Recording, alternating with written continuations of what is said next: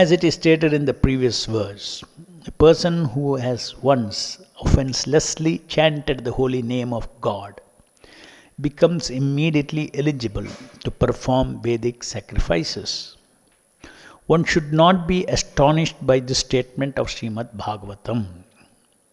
One should not disbelieve or think, how by chanting the holy name of the Lord can one become a holy man to be compared to the most elevated Brahmana. To eradicate such doubts in the minds of unbelievers, this verse affirms that the stage of chanting of the holy name is not sudden, but that the chanters have already performed all kinds of Vedic rituals and sacrifices. It is not very astounding, for no one in this life can chant the holy name of the Lord unless he has passed all lower stages, such as performing the Vedic ritualistic sacrifices, studying the Vedas, and practicing good behavior like that of the Aryans. All this must first have been done. Just as a student in a law class is to be understood to have already graduated from general education, anyone who is engaged in chanting of the holy name of the Lord, Hare Krishna, Krishna Krishna, Hare Hare, Hare Rama, Rama Rama, Hare Hare, must have already passed all lower stages. It is said that those who simply chant the holy name with the tip of the tongue are glorious. One does not even have to chant the holy name and understand the whole procedure, namely the offensive stage, offenseless stage, and pure stage. If the holy name is sounded on the tip of the tongue, that is also sufficient. It is said here in that Nama, a singular number, one name, Krishna or Rama, is sufficient. It is not that one has to chant all the holy names of the Lord. The holy names of the Lord are innumerable, and one does not have to chant all the names to prove that he has already undergone all the processes of Vedic ritualistic ceremonies. If one chants only once, it is to be understood that he has already passed all the examinations, not to speak of those who are chanting always 24 hours a day. It is specifically said here, Tubhyam, unto you only. One must chant God's name not as the Mayavadi philosophers say, any name, such as demigod's name or names of God's energies. Only the holy name of the Supreme Lord will be effective. Anyone who compares the holy name of the Supreme Lord to the names of the demigods is called Pashandi or an offender. The holy name has to be chanted to please the Supreme Lord and not for any sense gratification or professional purpose. If this pure mentality is there, then even though a person is born of a low family, such as a dog eaters, he is glorious that not only has he purified himself, but he is quite competent to deliver others. He is competent to speak on the importance of the transcendental name, just as Thakura Haridasa did. He was apparently born in a family of Mohammedans, but because he was chanting the holy name of the Supreme Lord offenselessly, Lord Chaitanya empowered him to become the authority or the acharya of spreading the name. It did not matter that he was born in a family which was not following the Vedic rules and regulations. Chaitanya Mahaprabhu and Advaita Prabhu accepted him as an authority because he was offenselessly chanting the name of the Lord. Authorities like Advaita Prabhu and Lord Chaitanya immediately accepted that he had already performed all kinds of austerities, studied the Vedas, and performed all sacrifices. That is automatically understood. There is a hereditary class of Brahmanas called the Smartha Brahmanas, however, who are of the opinion that even if such persons are chanting the holy name of the Lord, are accepted as purified, they still have to perform the Vedic rites or await their next birth in a family of Brahmanas so that they can perform the Vedic rituals. But actually, that is not the case. Such a man does not need to wait for next birth to become purified. He is at once purified. It is understood that he has already performed all sorts of rites. It is so-called Brahmanas who actually have to undergo different kinds of austerities before reaching the point of purification. There are many other Vedic performances which are not described here. All such Vedic rituals have already been performed by the chanters of the holy name. The word Juhu means that the chanters of the holy name have already performed all kinds of sacrifices. Shashnuhu means that they have already traveled to all the holy places of pilgrimage and taken part in purificatory activities at those places. They are called Aryaha because they have already finished all these requirements. Therefore, they must be among the Aryans or those who have qualified themselves to become Aryans. Aryan refers to those who are civilized, whose manners are regulated according to the Vedic rituals. Any devotee who is chanting the holy name of the Lord is the best kind of Aryan. Unless one studies the Vedas, one cannot become an Aryan. But it is automatically understood that the chanters have already studied all the Vedas, Vedic literature. The word used here is Anuchuhu, which means because they have already completed all these recommended acts, they have become qualified to be spiritual masters. The very word Grananti, which is used in this verse, means to be already established in perfectional stage of ritualistic performances.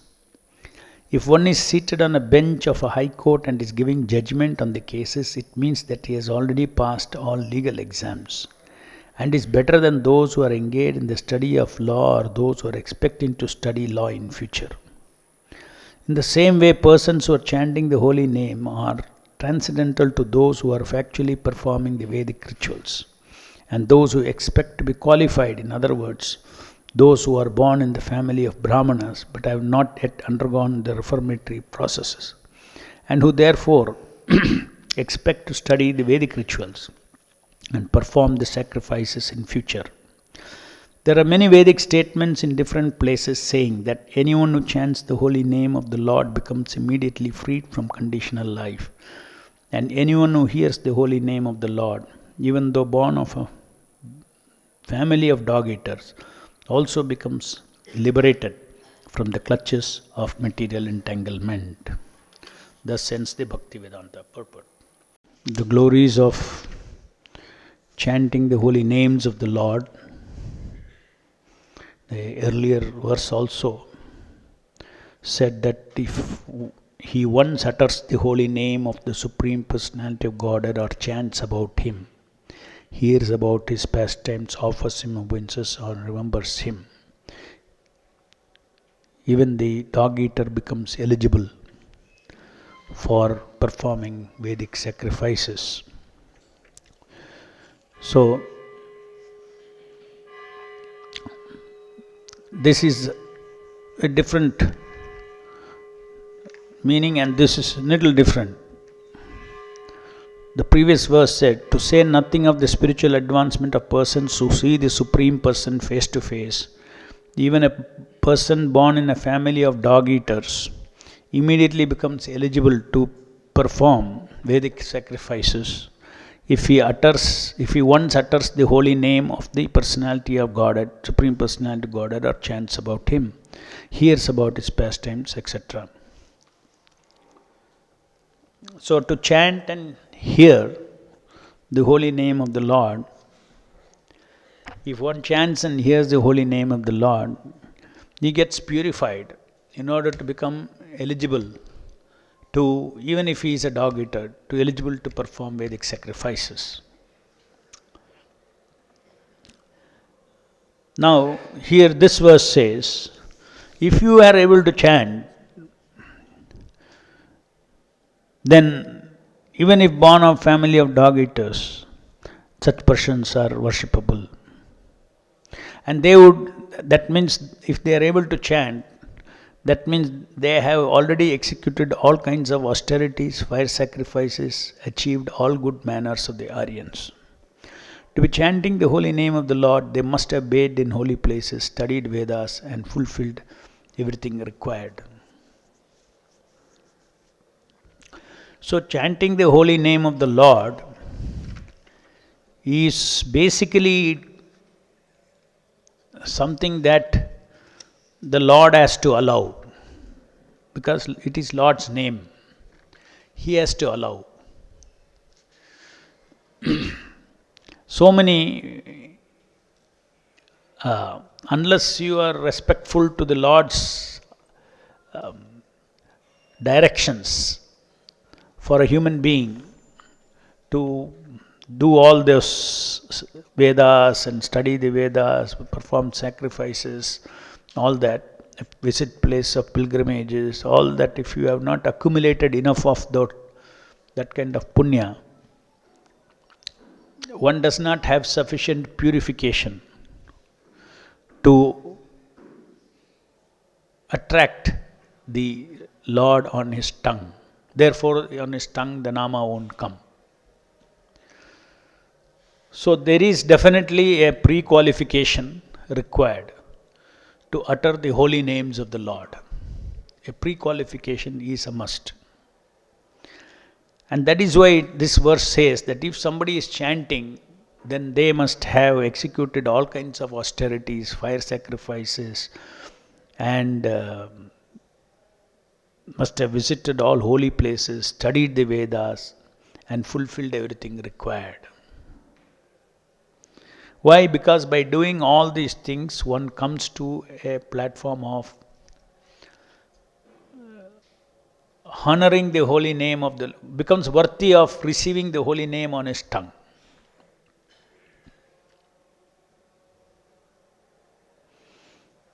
Now, does that mean that everybody in this Hare Krishna movement who are chanting the holy names of the Lord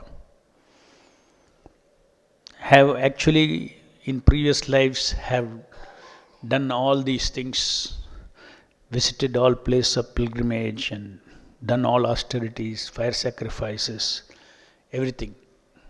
Have we all done all that? It's a big question. We're not ordinary guys. Huh? Heavy souls. Huh? Must be great rishis and all. Person who chant the holy name of His Lordship must have executed all kinds of austerities. Can't get up for Mangalarti.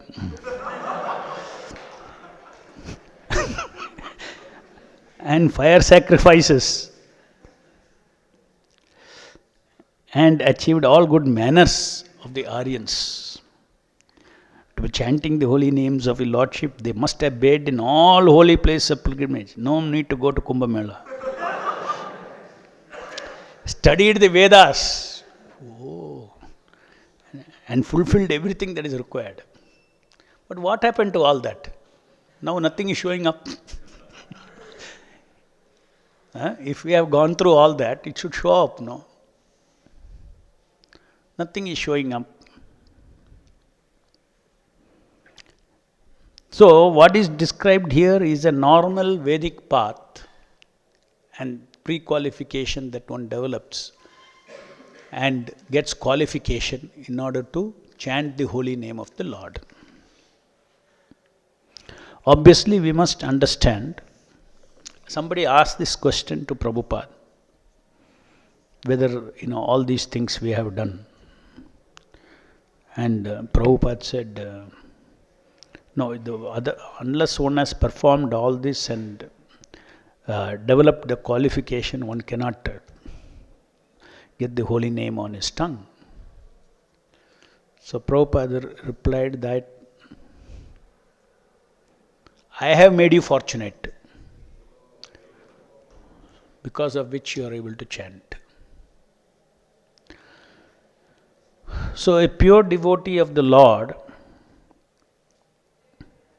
if he wishes to mercifully give out the holy name to any living entity,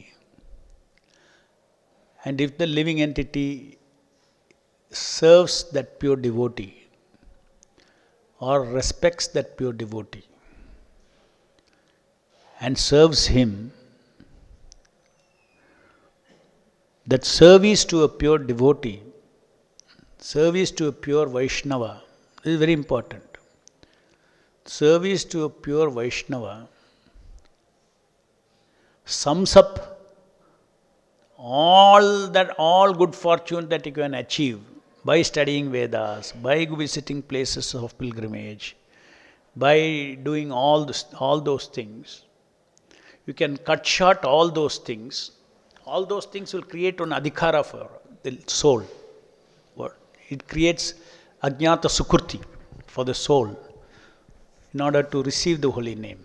Sukriti, you need it's not necessarily punya in the sense of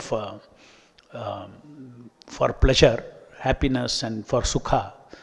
Sukriti is something that the soul's purification by performing all these kinds of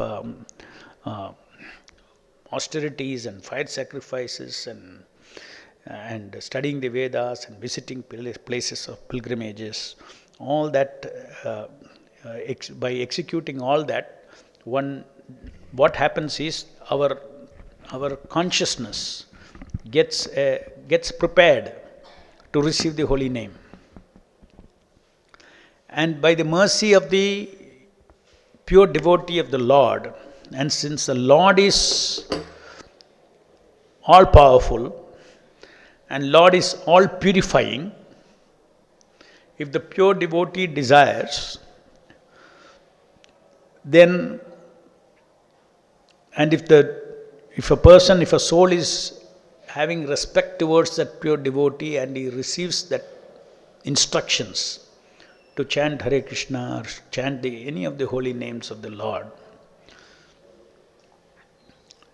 he gets not only the law, such a pure devotee gives the devotee the holy name, but he is also giving him the background adhikara to chant. That is why it is said that so even though it requires a background qualification to normally chant Hare Krishna, Krishna's name. Now if it is not there, it has to be there. That qualification has to be there. Either you have got it by doing all these austerities and tapasya, all these things. Alternatively, by surrendering to pure devotee and serving a Vaishnava, you get that pre-qualification. In other words, you just see how powerful is serving a pure devotee of the Lord. So, in this Krishna consciousness mission, everybody gets qualified to chant Hare Krishna if he has devotion and surrender to Srila Prabhupada. Once one loses that, the holy name will go away from one's tongue.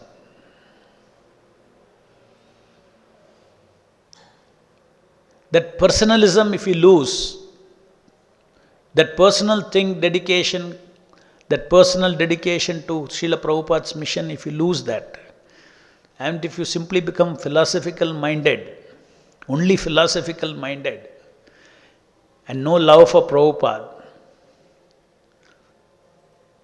then the taste for the holy name will not come, the holy name will slowly leave our tongue. So it's a fact that Prabhupada has given us the good fortune, and the key thing to understand how that good fortune has come upon because of serving a pure devotee. Serving a pure devotee prepares us with full sukriti.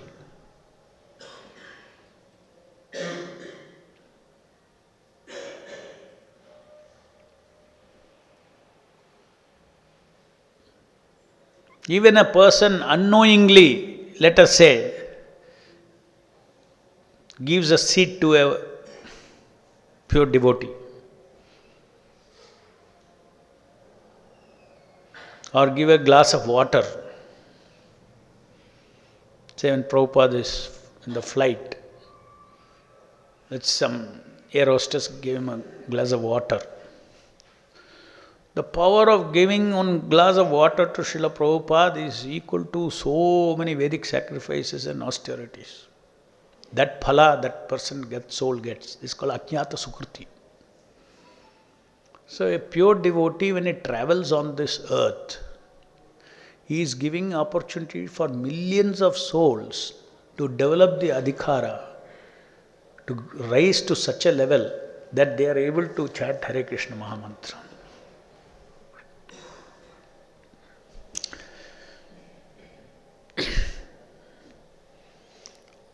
We have seen very philosophically minded devotees in the Krishna consciousness movement of Prabhupada. So well versed in the philosophies. Sanskrit Pandits assisted Prabhupada in translations, etc. And at some point of time, that personal connection with Prabhupada, personal devotion, exclusive gratitude to Prabhupada, or whatever that may be, whatever was the appreciation for Prabhupada, etc., that the devotee felt once upon a time due to familiarity as well as bad association of other philosophies and philosophers. If small thing comes in their mind, oh, what Prabhupada is saying is not the only thing. Maybe Mayavadis are also correct. Like that, when feeling comes, immediately you will see that they stop chanting. So just see, these are all evidences that it is Prabhupada who has given us the foundation for chanting the holy name of the Lord.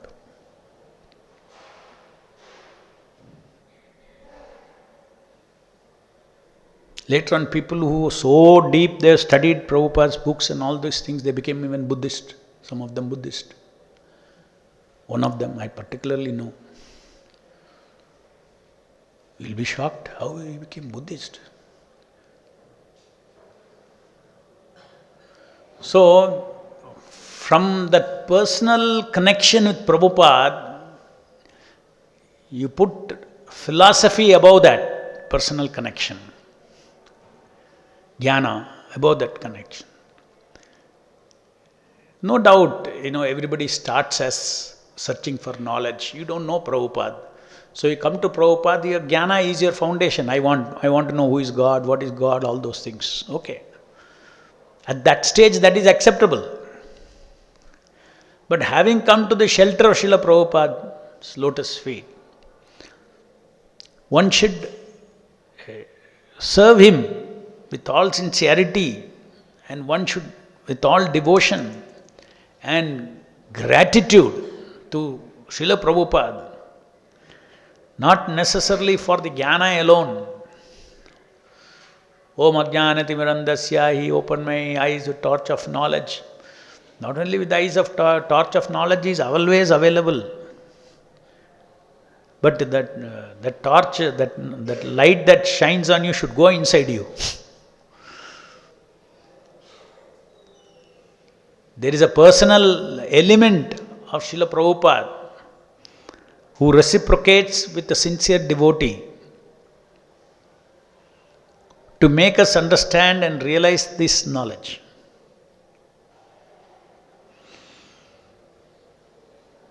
So without that kind of, that is why it is said, Yasya deva para bhaktir yata devo tata guru. One should have the same kind of faith that one has in Krishna for Guru. Then all the secrets will be revealed to such a devotee. Why I am stressing this so much is because devotee should understand, should not get lost in the philosophy of Krishna consciousness, minus the person who gave us the philosophy of Krishna consciousness.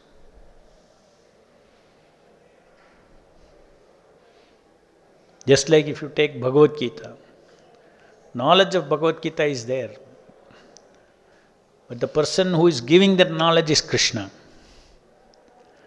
So the knowledge and the giver of that knowledge should never be separated.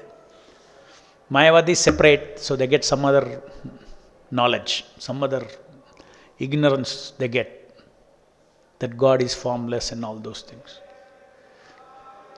Even the specific verses that Krishna says that, the formless absolute truth is coming from me, still they interpret that in a different way. See, all these things, it is not only one's intellectual capacity or not being intelligent or non-intelligent, not sufficiently intelligent. These are all one level of one kind of factors that contribute towards a person's getting the right thing or not, right knowledge or not. But along with all these things, our intellectual strength, all those things, we need the mercy of a pure devotee.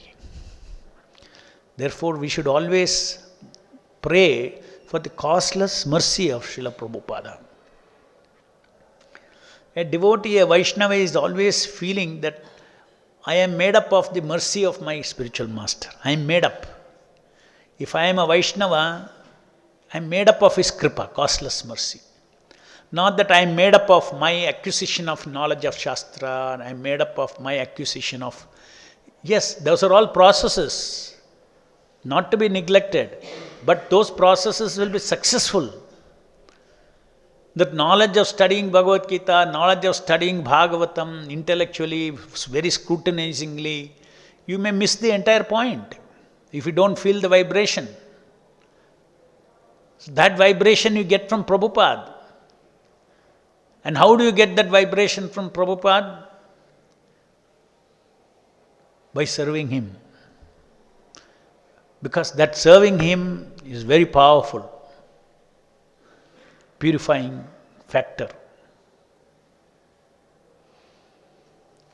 So that is why in our Krishna consciousness movement we see that we are not a mutt where devotees join and then always they are studying the Shastras, etc.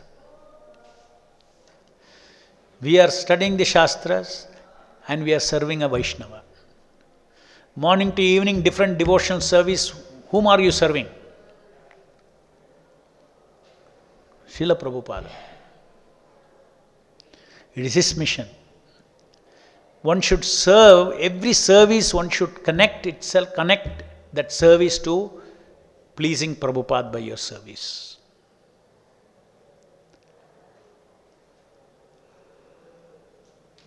The more trouble we take, more tapasya we take to serve, more anxiety we take to serve, more we lose our peace of mind to serve Srila Prabhupada's mission, the more kripa one will get. Secret. Personal service to Prabhupada means today's personal service to his mission.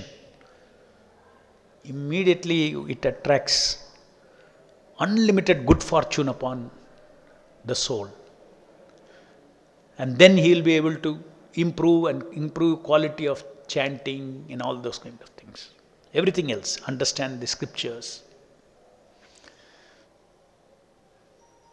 So what comes first? That is the question. That's the clarity that we get here.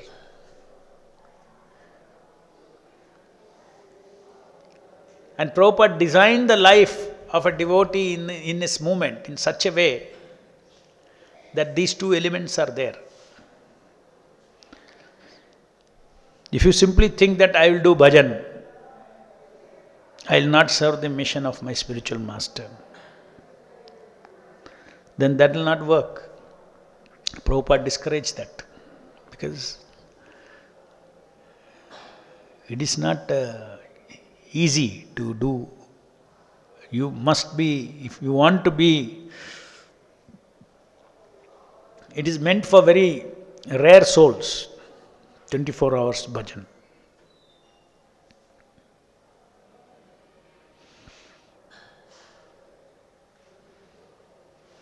And not only that, it is not that, Prabhupada, why did he come out and preach Krishna consciousness? Why didn't he sit and do bhajan? Is it because, he couldn't do bhajan? No, he was pure devotee of the Lord. Where is the question of bhajan? Everything is bhajan for him. Going in a flight is a bhajan, opening centers are bhajan, printing books are bhajan, everything is bhajan. That is another level of. So when one attains one certain level, then everything is bhajan. So when everything is bhajan, at the pure devotee level, it's not that if somebody is still preaching, then he is not a pure devotee. He should be sitting in Radha Kund and doing bhajan. Not necessary. Completely purified souls, Bhakti Siddhanta Saraswati Thakur, Bhakti Vinod Thakur, they did not do all that. They preached extensively, they preached. They wanted to serve the mission of Chaitanya Mahaprabhu, spread the mission. They laid the foundation for Krishna consciousness mission. What Prabhupada could have done without Bhakti Siddhanta Saraswati Thakur's mercy, what Bhakti Siddhanta Saraswati Thakur could have done without the mercy of Bhakti Vinod Thakur, all their costless mercy is passing down, passing down, passing down. What we can do without the costless mercy of Srila Prabhupada. One should always understand they are holding, such pure devotees are holding devotional service. They are holding empowerment for service. They are holding in their hands just to gift you purificatory powers. So pleasing Prabhupada is the most important thing that in our life where we can get realizations in Krishna consciousness. And what pleases Prabhupada? Oh, so many things he has told. Do this, do that, do that, do that, so many things. Highest welfare activity is to preach Krishna consciousness. Worry about the world. Worry about the people. Prabhupada worried about the people, worried about the world. That's why he went to America. Otherwise he could be sitting in US.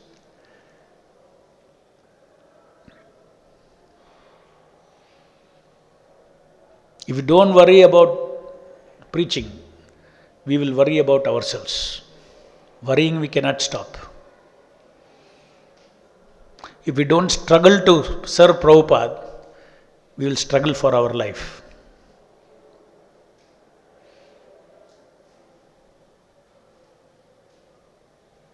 At least if you struggle for Prabhupada, all the karma that pushes you to have a struggling life will get purified wholesale.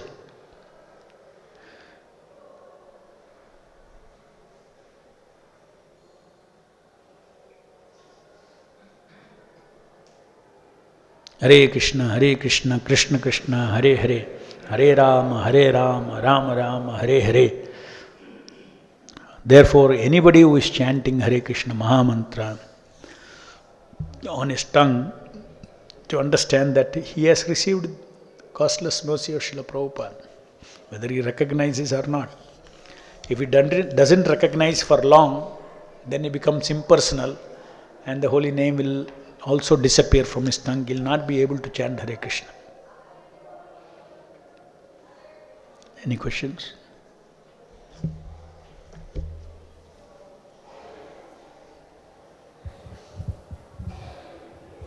Hare Krishna Prabhu.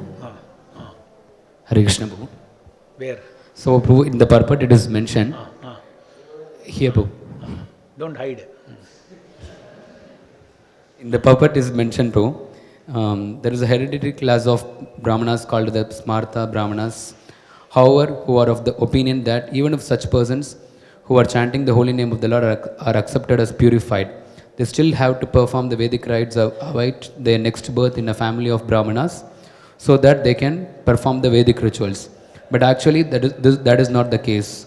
Such a man does not need to wait for the next birth to become purified. He is at once purified. That means, Prabhu, Mayavadis, when they chant, so they also get purified. So is it that they'll not take birth again? So how? If they're Pakka Mayavadis, why they should take birth? Mayavadis also get liberated, no? They go into Brahman. So that is not permanent. That is semi-permanent. Then experience of eternity, but because soul is intrinsically having jnanendriyas and karmendriyas, it will want to be active. So Prabhupada explains in several places that they fall down as sattvic souls into this material world. They take up sattvic positions. And when they're sattvic, then they are very generous, very philanthropic, and good-hearted people they become. Sattva-guna. So Sattva-guna alone is not enough. Sattva-guna plus good fortune of getting the seed of bhakti from a pure devotee is very important. Sattva-guna is like a nicely tilled field. If you don't put a seed in the field, nothing will grow. Field alone will be there. So Sukriti is also like that. Sukriti means going to pilgrimage places and bathing in this thing and austerities, all these things is like tilling our chit, plowing our chit. It is ready, fertile. Now you put a seed, it will sprout. It will sprout not because of the capacity of the soil, because soil is favorable. The seed sprouts because of the seed. So somebody gets bhakti not because of Sukriti. But Sukriti, a person with having Sukriti meets a pure devotee, quickly it will sprout. And at Prabhupada what he did is, you don't even have a plowed field. By serving me, by a desire to serve me, you have, I have plowed your field and I have put your seed. Just like if you actually see, people initially in 26th Avenue storefront, Prabhupada was doing Bhagavad Gita classes, serving prasadam. Simply, they all became devotee only because, they did little seva. Helping Prabhupada, cleaning the floor, serving prasadam, or trying to help washing the plates. All these kind of things. So when we get the holy name... Suddenly one day there was one incident. One Prabhupada was giving Bhagavad Gita class. So one hippie, just not looking right, left, nothing, not interested in class and all, just walked inside, went into took a toilet. He was a new, bundle of toilet paper, and went inside and, put that toilet paper there, and then nothing hearing class and all, he went away. So then later Prabhupada inquired, what is this? What did he do inside? Like that. In 1 minute he came away. So then they figured out that this is what. So Prabhupada said he has begun his devotional service. So powerfully serving a Vaishnava. That is a big secret of Chaitanya, Lord Chaitanya's parampara, serving Vaishnavas. In leaps and bounds one will progress. By serving Vaishnavas, we get power we get the power. But Mayavadis, they chant and they do all the Vedic rituals, and they depend on the process. But the devotees depend on the Vaishnavas' mercy. And the process. And the process also. See, you don't go extreme. Vaishnavas are balanced. Just like, the process has got the current of Vaishnava in it. So they want the process without the current of Vaishnavas in it. When we chant Hare Krishna Mahamantra, we chant with Prabhupada's, current running through it as his disciple. That is why Prabhupada says at the time of initiation, you are formally receiving the holy name from the disciplic succession.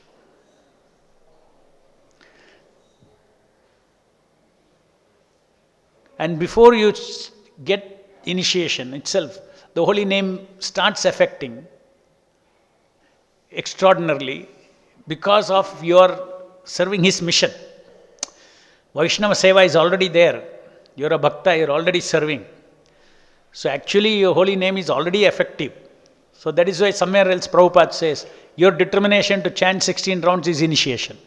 Prabhupada, when can I come? I'm not able to meet you, get initiation. Prabhupada replied, your determination to chant 16 rounds is initiation.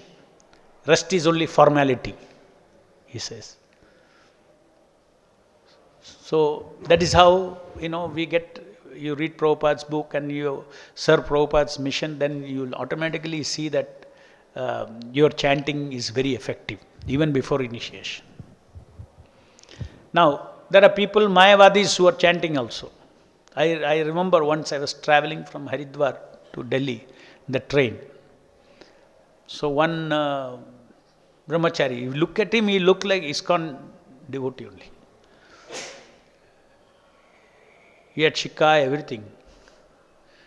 He never, he does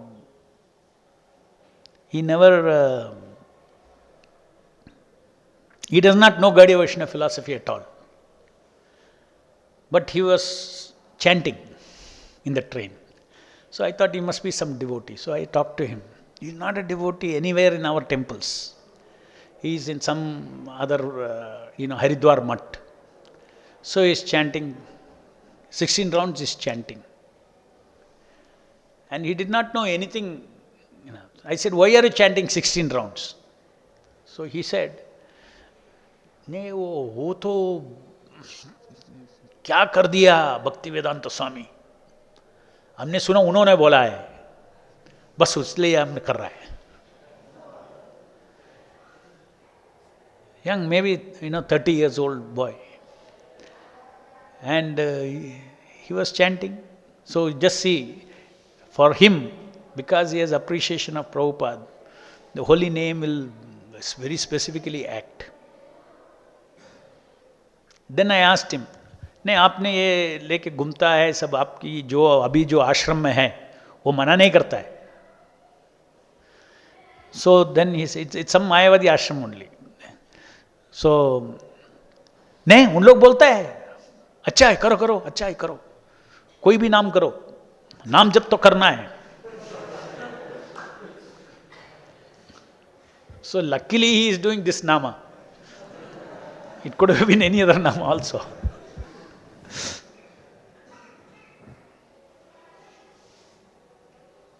So just see, he has good fortune. This nama came on his tongue. So it's very quite complicated background how the Lord chooses to dance on the tongue of the devotees. Multiple factors are there. And it is also not that you would not have any connection. What if you were last life Gaudiya Math devotee? Possible, no? So you have chanted before. So now you are continuing. And another thing, I feel, I had a recent realization, why this world will not end with so many problems and all those things so easily. Because all the devotees who are chanting 16 rounds now that Prabhupada initiated and all, right? After they die, if they are born somewhere, they have to be born in very high positions in this material world if they have not completed their process of Krishna consciousness. That means all the future most powerful people on this planet, they are all going to be these Vaishnavas. The richest people, the most talented people, All the whole world in one generation, in about 30, 40 years, you see all pious souls will be holding all these positions. The richest person will be, he may not know he is a Vaishnava, but he'll have all the spirit maybe of Vaishnavism. Or he may. That may, I'm talking about half completed devotees.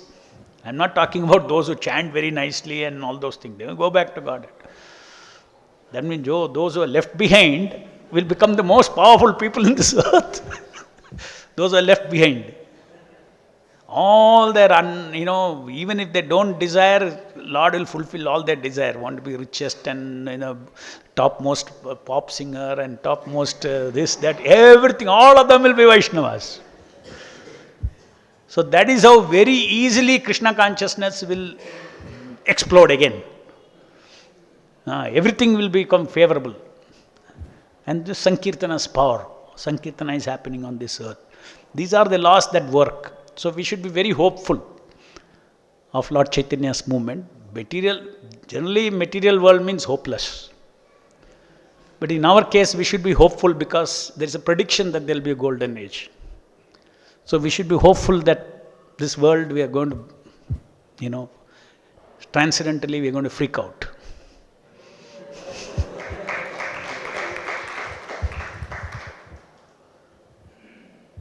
And even if you complete your processes, you can say, no, let me remain here 10,000 years, Prabhupada, with you. Let me take more births here with you, as long as I don't forget you. The mercy, extraordinary mercy of the holy name is flowing on this earth, in the material world. Because it's coming from none other than Krishna himself, Lord Chaitanya. Their determination never fails. If it's predicted that there is a golden age, it will happen. This world will be a different kind of a world in 50 years. But somebody will say, no, all these Muslims and all, they are going to finish off, the ISIS is going to finish off the world. Krishna is in control. ISIS will fight with PSIS and they'll kill each other. So both are cleansed.